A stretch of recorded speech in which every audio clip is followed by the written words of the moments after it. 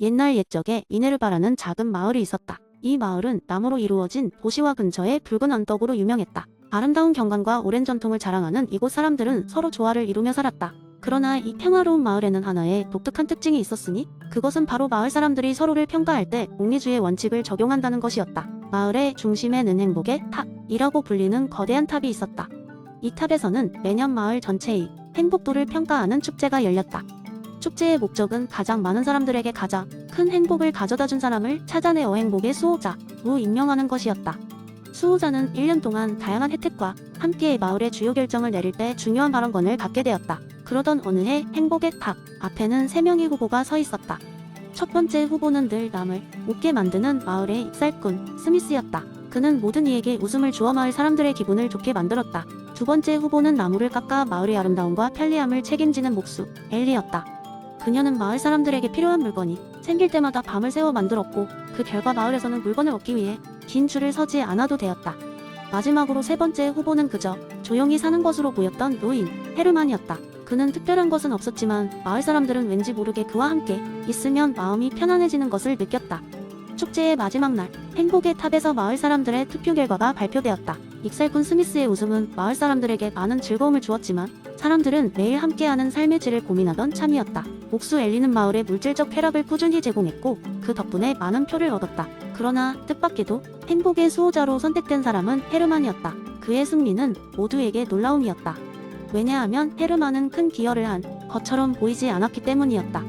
그러나 사실 사람들은 헤르만과 함께할 때 느껴지는 마음의 평안과 만족감이 더 큰 행복의 바탕이 됨을 깨달았다. 그의 조용한 존재감은 사람들을 안정시켰고 서로의 말에 귀 기울이게 했으며 공동체로서의 유대를 강화했다. 이는 궁극적으로 마을에 더 큰 행복을 가져다 주었다. 결국 마을 사람들은 존 스튜어트 밀의 공리주의를 한층 더 깊이 이해하게 되었다. 눈에 보이는 즉각적인 쾌락도 중요하지만 삶 그 자체의 질을 높이는 본질적인 요소가 무엇인지 깨닫게 된 것이다. 마을 사람들은 그렇게 하나가 되었고 그 해는 미네르바의 역사의 최고의 행복을 나눈 해로 기록되었다. 그리고 헤르만은 조용히 미소를 지으며 속삭였다. 진정한 행복은 어쩌면 아주 소소한 그러나 의미 있는 곳에서 피어나고 있을지도 모릅니다. 두 번째 이야기한 옛날 옛적에 조용한 마을에 철학을 사랑하는 호기심 많은 청년 아레스가 살고 있었습니다. 그는 플라톤의 이데아론에 심취하게 되었고 그 이론을 통해 세상을 새롭게 이해하려 했습니다. 어느 날 아레스는 마을 사람들에게 이데아론의 진리를 알리고자 결심했습니다. 그는 마을 중앙 광장에 천막을 치고 사람들을 초대하여 이야기를 나누기 시작했습니다. 여러분, 우리는 매일 같은 일상을 반복하며 사물과 사람을 보고 있습니다. 하지만 혹시 이 모든 것이 완벽하지 않은 것임을 아시나요? 우리가 보는 것은 모두 불완전한 그림자일 뿐입니다. 진정한 모습, 즉 이데아는 저 너머에 있습니다. 처음에는 사람들은 의아해하며 아레스를 바라보았습니다. 그는 테이블 위에 둥그런 사과를 올려놓고 물었습니다. 이 사과를 보세요. 아주 특별해 보이지만 이것도 역시 진정한 사과의 완전한 모습은 아닙니다. 완전한 사과, 즉 사과의 이데아는 이 세상에는 존재하지 않습니다. 우리가 손에 쥔 것은 그저 진짜 사과의 그림자일 뿐입니다. 그때 땅딸막한 체격에 늘 웃는 얼굴의 빵집 주인 마리아가 손을 들었습니다.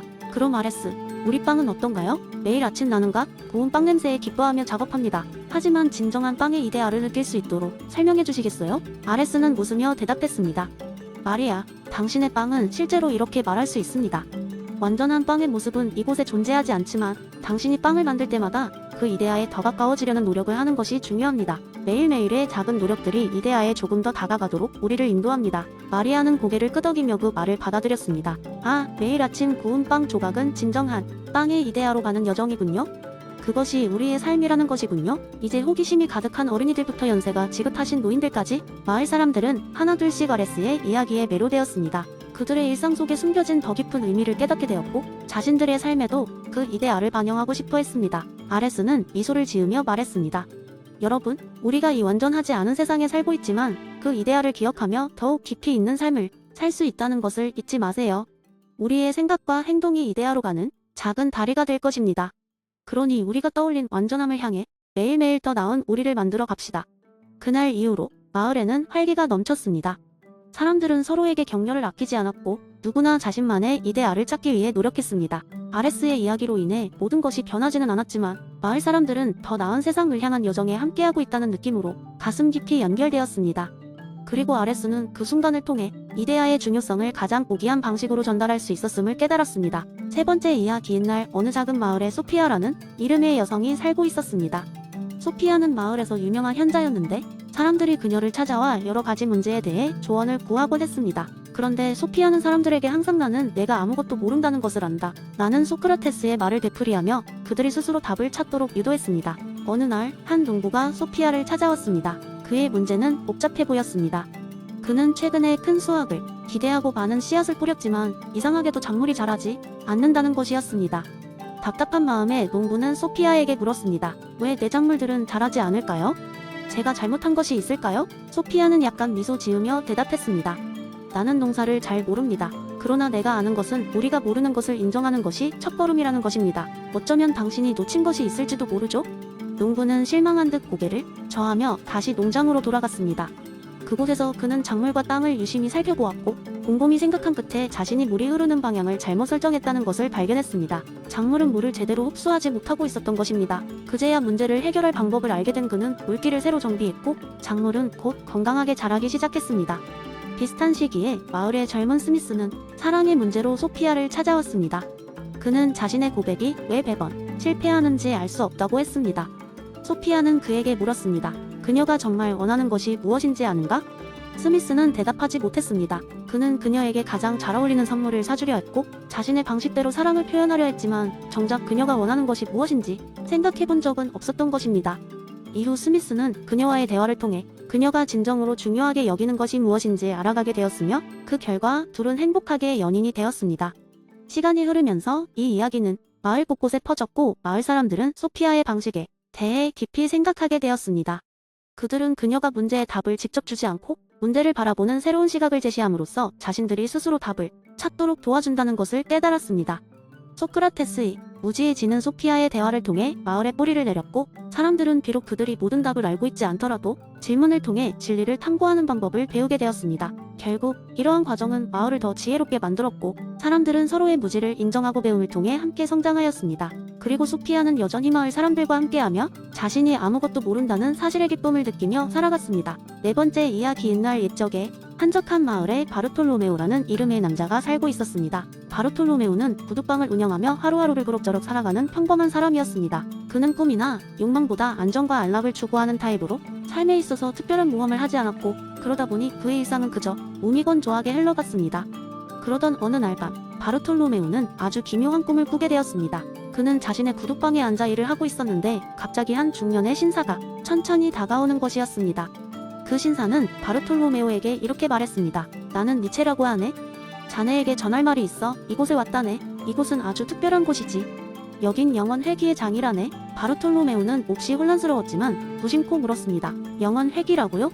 그게 무엇인가요? 니체는 미소를 지으며 대답했습니다.